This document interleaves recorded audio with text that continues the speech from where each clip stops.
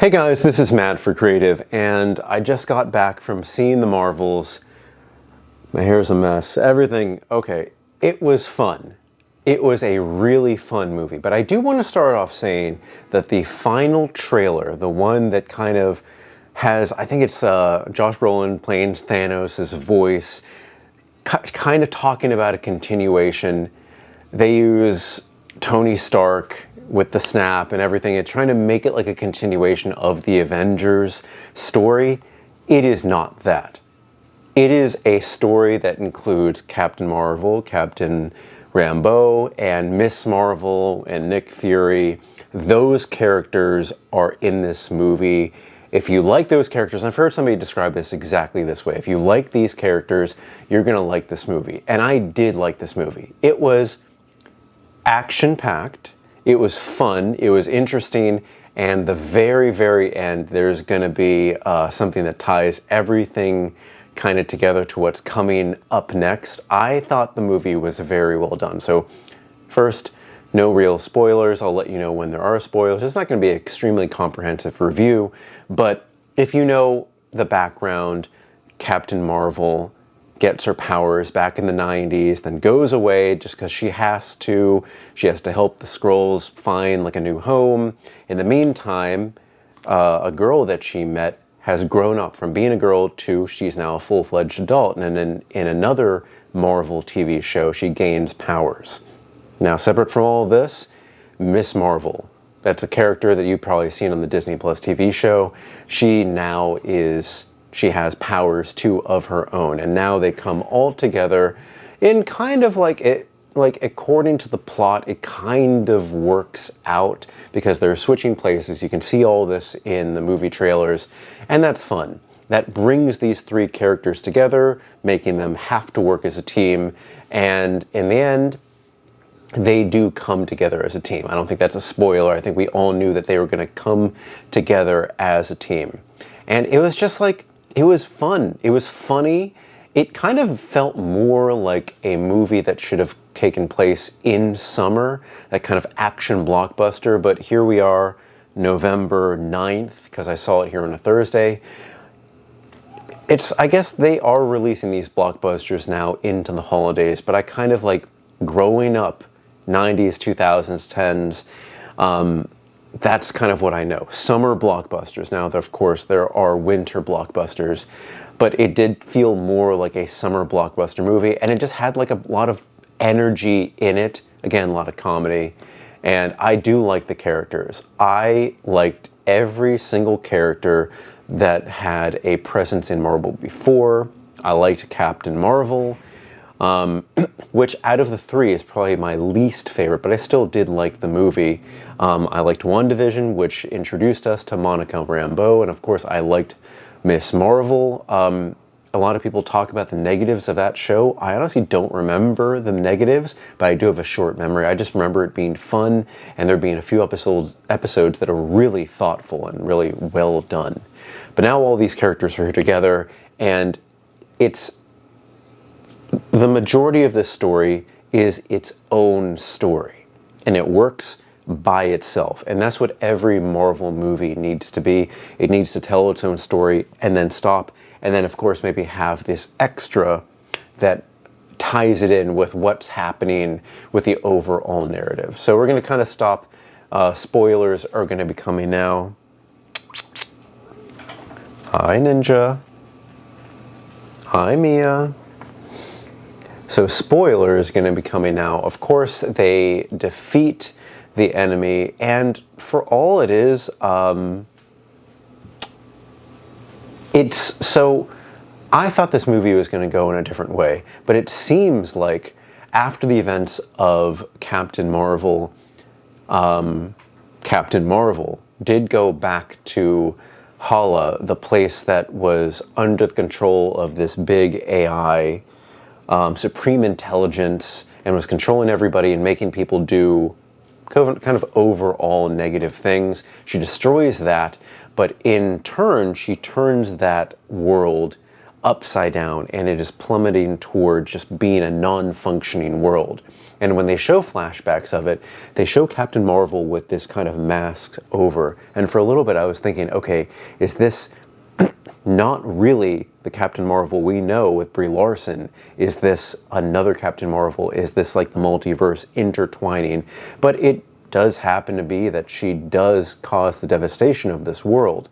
In the end, they defeat the villain, who again is not like the best villain. It's kind of like a half-baked idea of a villain. Because her world is being destroyed, she has to take the air from one world, take the water from one world, and then take the sun from our world. And all in all, it's a reason for the three main characters to come together and to form and work as a team. You do see Kamala's family, and I think they are perfect in this movie. They provide a lot of comedic relief and a lot of heart to this.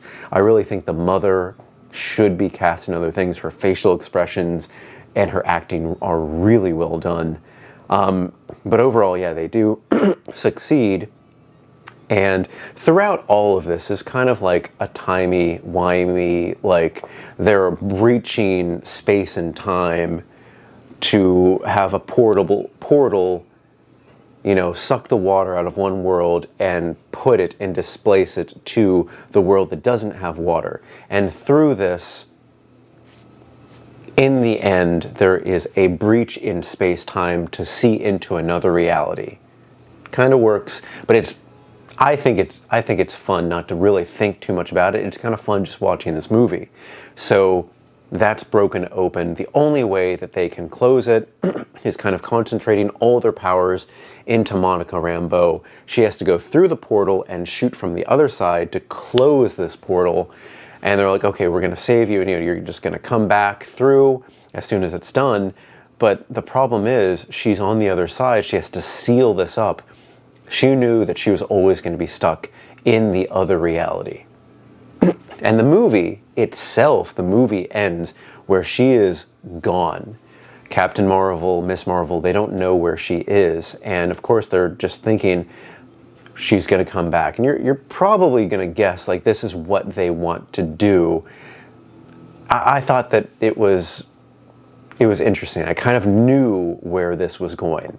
So I believe people said that there were 2 post-credit scenes, but one was kind of just tagged on to the end of the movie and not a post-credit scene. I thought that was a little bit odd, but they did set up the Young Avengers. And this is something I thought that they were going to cancel.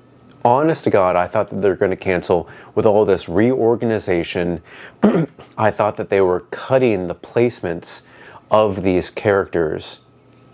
But I think that they were trying to turn it into maybe Miss Marvel being maybe one of the core characters of this. So Miss Marvel plays the Nick Fury kind of part.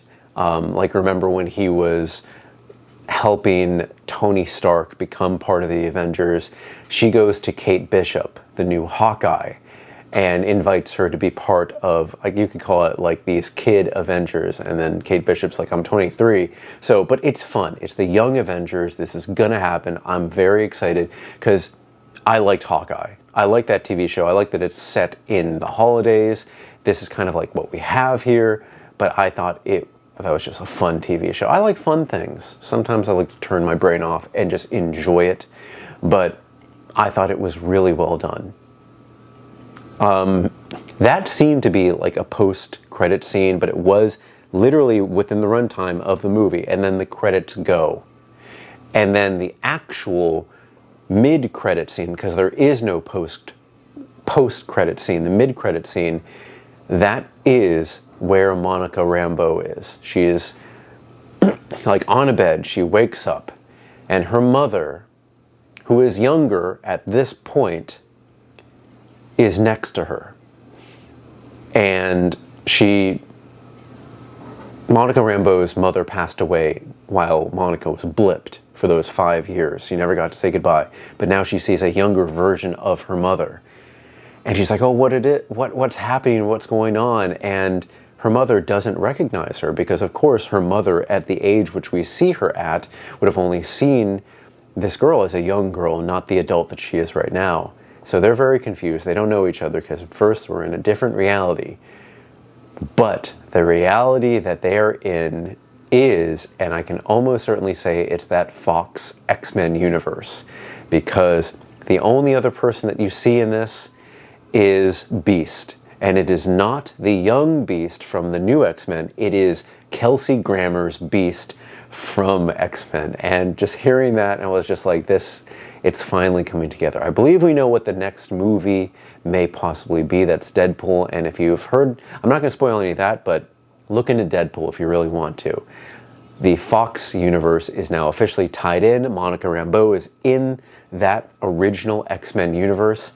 This is going to be fun. I think this is going to be really, really fun. And then it cuts. That's it.